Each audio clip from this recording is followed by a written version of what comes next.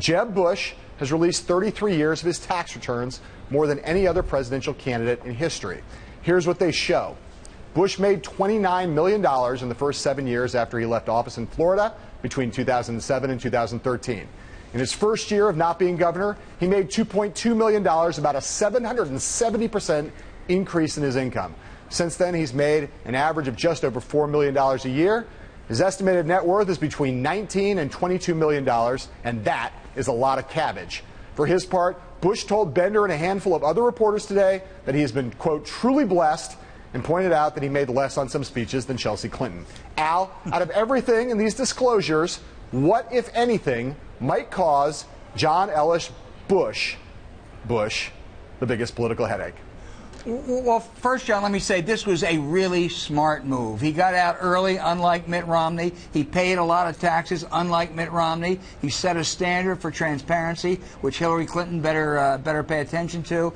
And this comes a day after a very bad story about all the sleazy business associates he had. So I thought it really, really was very, very smart. Now, you know, there may be a couple problems. First of all, for a guy who talks a lot about too much reliance on government, he's not very generous. In 2010, he made $7.3 million and gave only $111,000 to charity.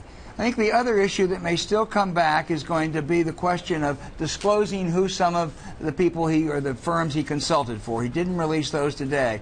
But I think on balance, this was a very smart move by Jeb Bush. Well, there's no doubt about that. And look, Al, it's a problem to be a guy. It's a problem to be rich and to be this rich. He's a very rich man. He's not as rich as the Clintons.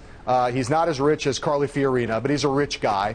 And being rich and trying to talk about upward mobility and pay attention to the bottom end of the income spectrum raises issues, but not, you know, you can't get around it. He's a rich guy. He's going to be a rich guy. He went to a room today in Washington, D.C. and sat with 5 news organizations. Bloomberg was one of them, and took questions, talked everybody through this, through his financial background, was in a very good mood, according to Mike Bender, seemed loose and relaxed. The contrast with Mitt Romney could not be greater. He did it early. As you said, he paid an effective tax rate of 36% in this period, and he's out there taking questions, going through these questions with people, and as I said, got it done early. That he did not want to be Mitt Romney'd, and this will go a long way to keeping him from having the problems Romney had in 2012 with his tax returns.